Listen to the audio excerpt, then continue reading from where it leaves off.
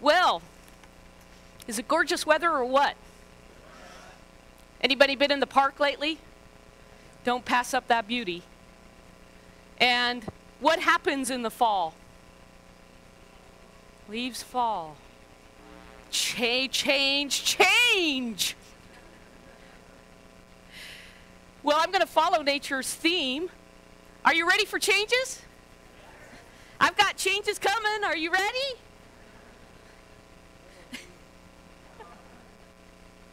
Okay, be honest with yourself. Did you just say something like, oh my God, what is she going to do now? Or did you say, oh, I wonder what she's going to change? Or better yet, you said, I'm so excited to hear what you're going to change, Kathy. That's it. He rolled his eyes. The first response was, of course, one of fear, which might cause a fight or flight response. You change anything in this church and I'm out of here.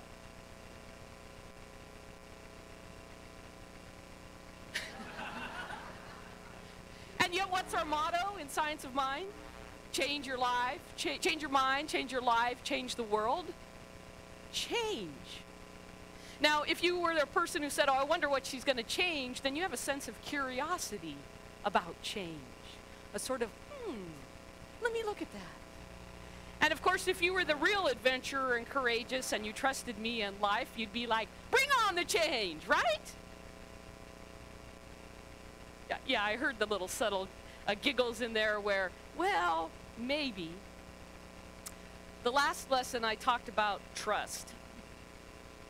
We talked about how when you trust someone, even when things start to get a little shaky or miscommunication or things happen, if you trust the other person, what happens? It flows, you figure out a way, you have confidence that you'll figure out how to make it work, right?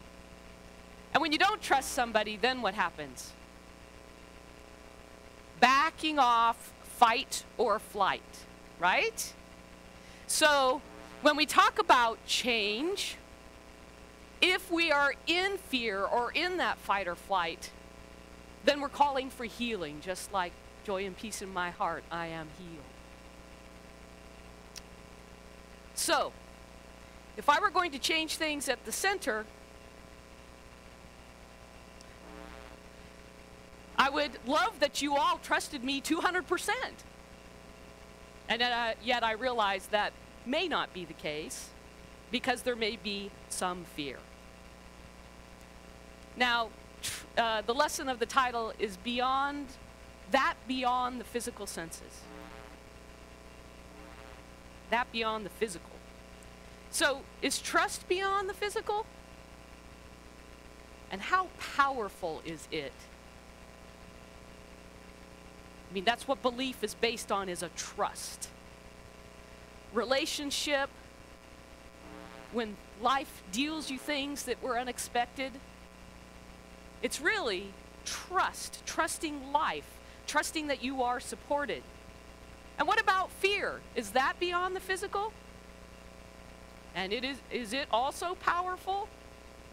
Yes, frequently getting in the way of our truth, of our knowing. So let's heal some fear together and move into trust. Why? Because we're here to change our mind, our life, and the world. Okay, so how many of you read last month's book of the month, A World Without Fear? Okay, maybe about 10 of you. And in the middle of the book, there's a process. And I'm happy to loan out my book, plus we're happy, of course, in the bookstore to buy some more. But those of you who read the book, I'm going to repeat some of the process here and lead you through that. Now, some of you might not really have a fear of change. Some of you might have a fear of certain change, but not other change. So what I'm going to ask you to do is close your eyes for a moment. And if changing this center or changing certain things, you find that you are hesitant, resistant, fearful, I want you to try to find that feeling in your body. where in your body is the feeling of fear strongest in your body? And if it doesn't come clearly to you, that's all right. Just find a spot. And while being focused on that particular spot in your body, let's have everybody say out loud with meaning and emotion, I am my fear of change. Again. Still focused on that spot one more time.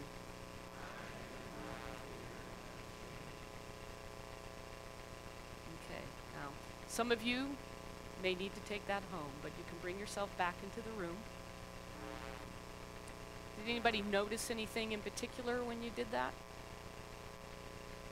Let me hear it. It went away. You relaxed.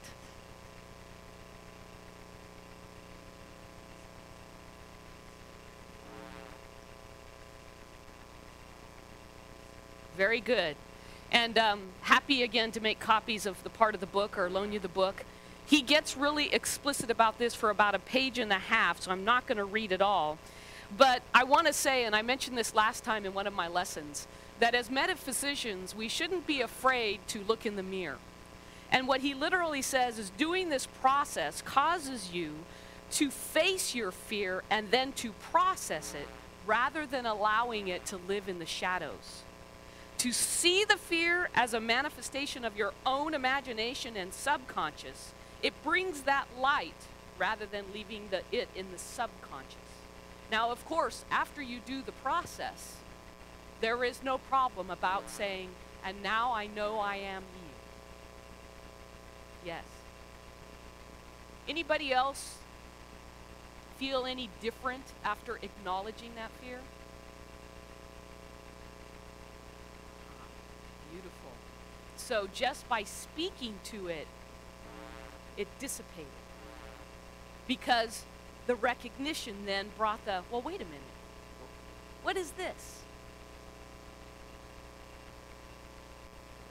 So there's a lot of subconscious fears in your mind that were planted by who knows, at some point in time. And in order to heal them, we need to bring them out of the subconscious light, shadows and into the light so that they dissipate. And now you will have more power, because the next time I talk about change, it may not be so much about fight or flight.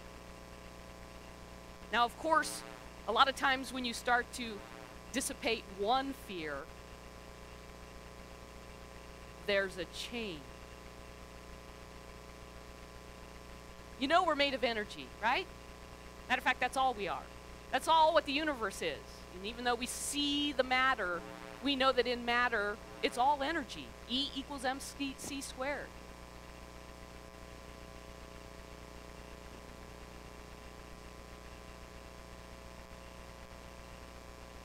How come that works, Mr. Scientist? It's magic. Mr. Metaphysician. So our energy is circulating, and I make a full loop, a full circle, right? Reverend Michael, come on up. Grab the end of that. It won't zap you. You saw me.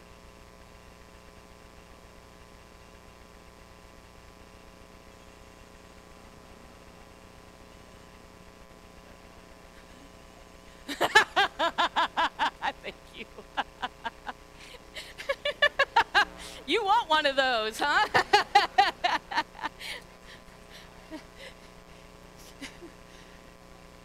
Sell them in the bookstore. Okay, we'll work on that.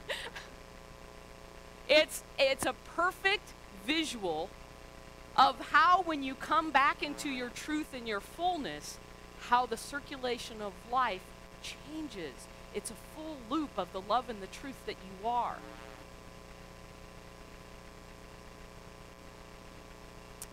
Okay, too many pieces of things here.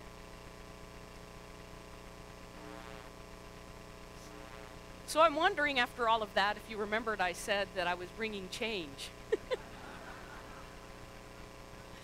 Are you curious?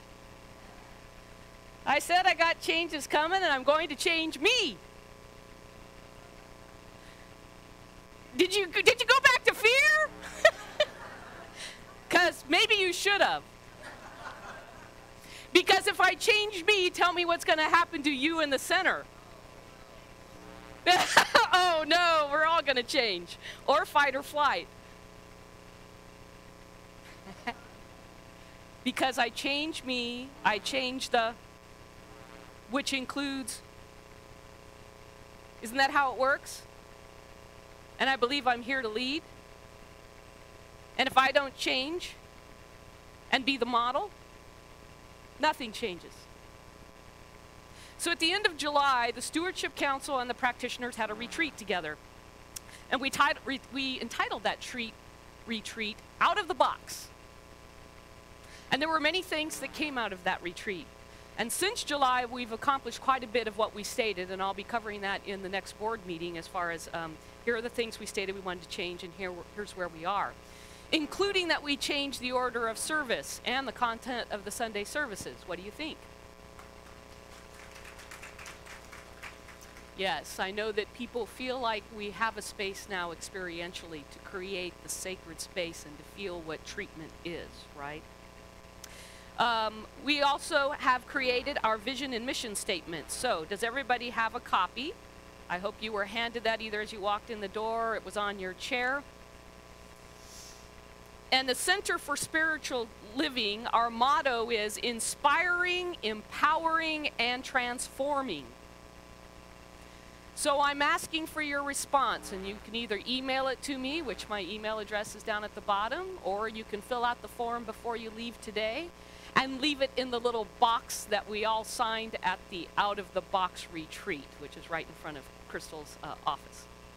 Now you'll notice the first question is our center inspiring and empowering to you? If yes, please tell us how. If not, tell us why not. Is your life transforming? Question number 2. If yes, please tell us how. If not, why do you think it's not? Question number 3, can you stand behind our vision? Is the vision something that you are personally invested in for yourself?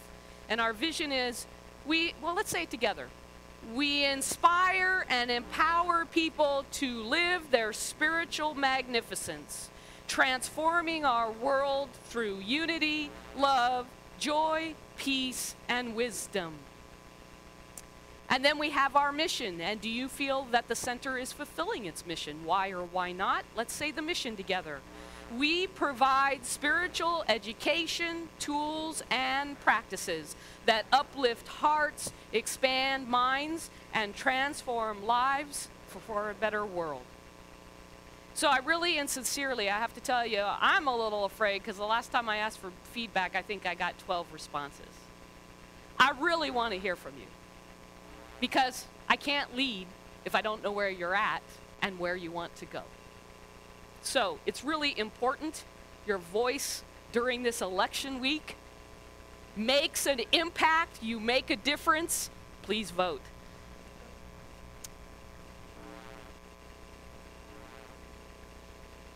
So one of the things we discussed in our retreat is that we needed to demonstrate change.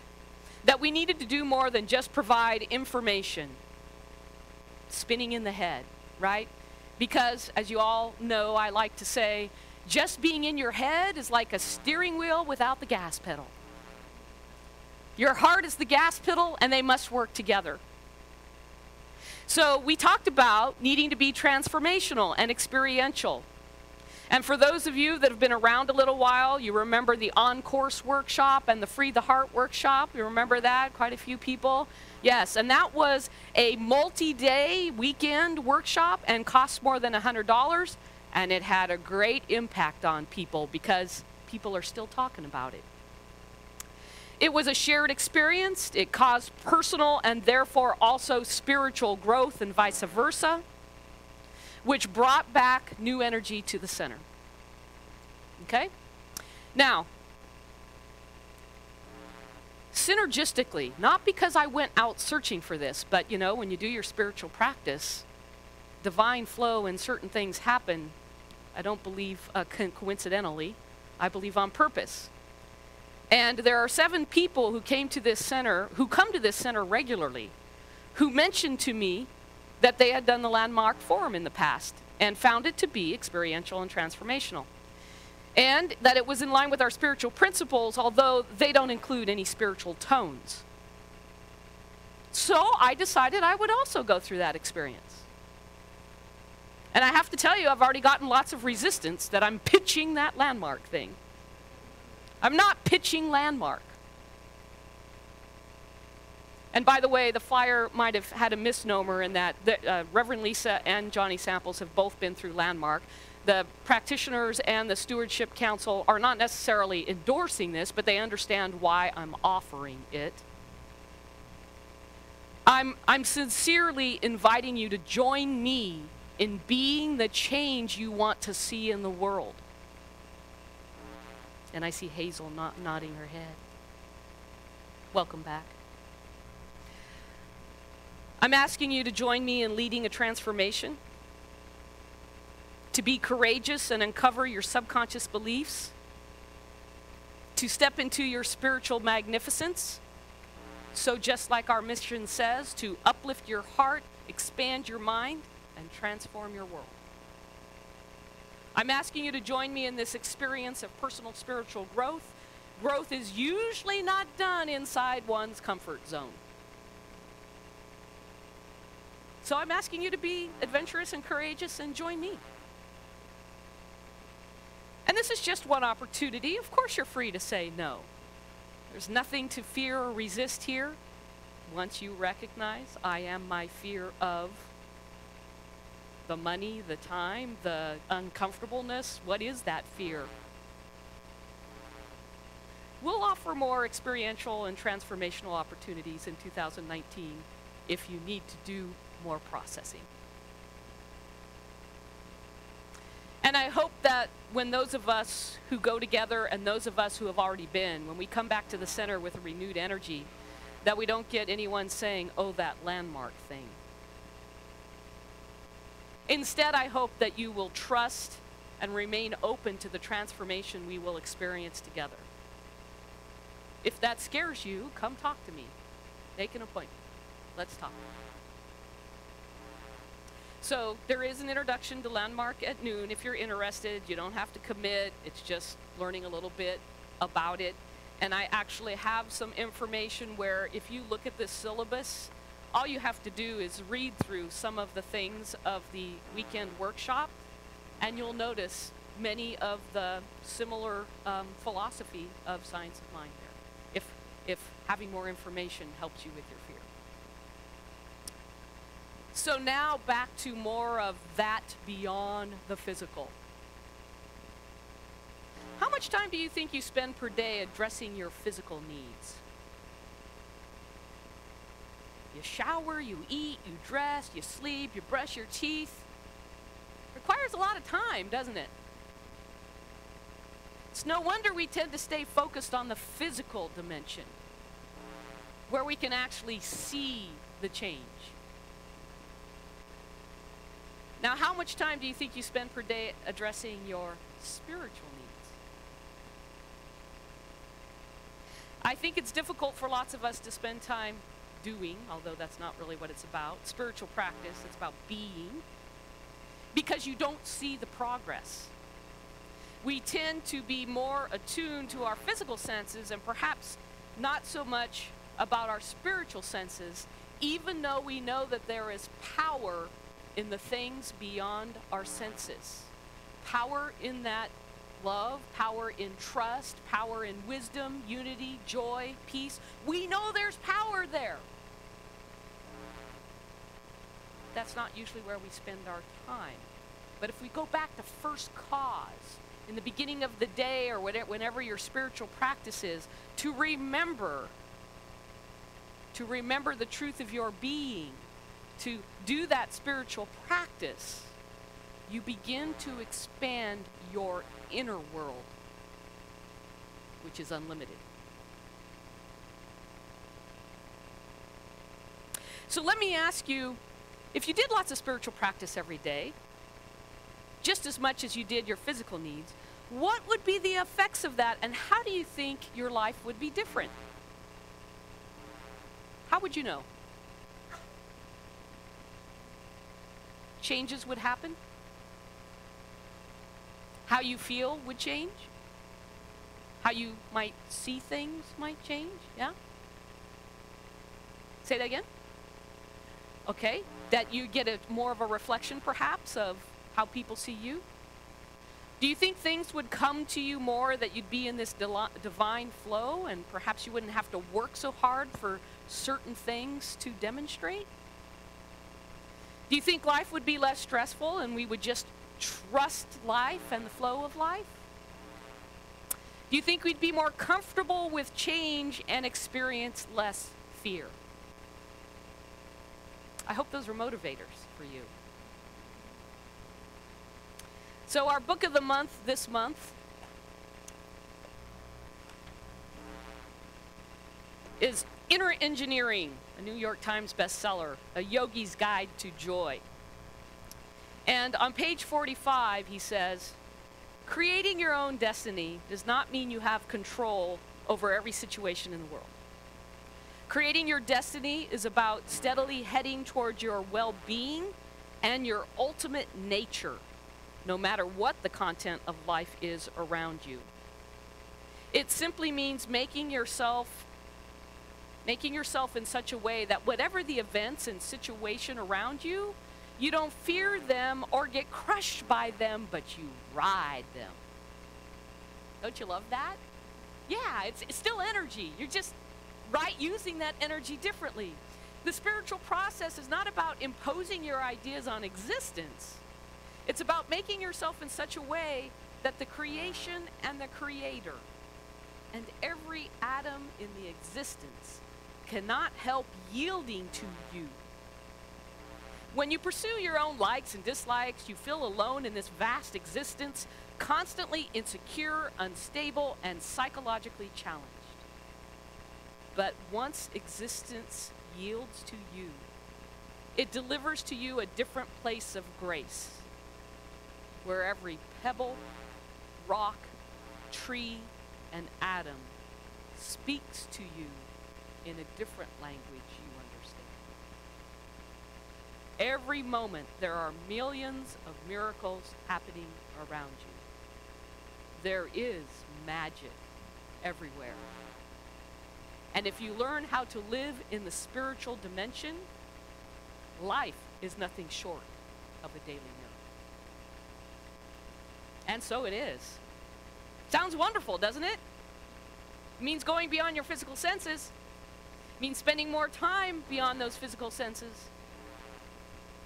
Loved the article in the latest Lotus Guide. It's entitled, and by the way, we have this in the foyer if you want a copy, Science Confirms Ancient Spiritual Teaching. We know that Einstein, we're all energy. Our physical body is made up of energy. What do I have here? Pretty limp, huh? If our body had no energy in it, it would be like this sock. But there is subtle energy in us, as us, through us, around us. You know, in the dimensions that there are, it is all around us. And now we have a body. But that body is supported by the beyond physical dimension, the subtle energy body.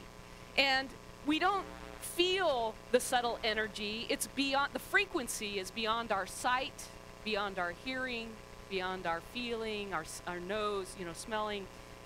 The subtle energy body creates and sustains and controls the physical body.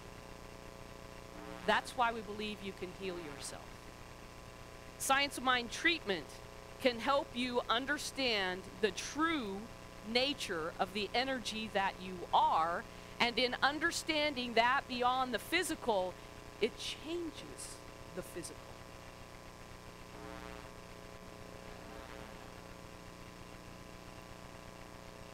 So how do you get beyond the physical? It's not the mind that chatters at you or is distracted by the outside world, the news, the results of the election, and what's going on. The change needs to happen beyond the physical, the recognition of the truth that you are. And that beyond the physical is your awareness.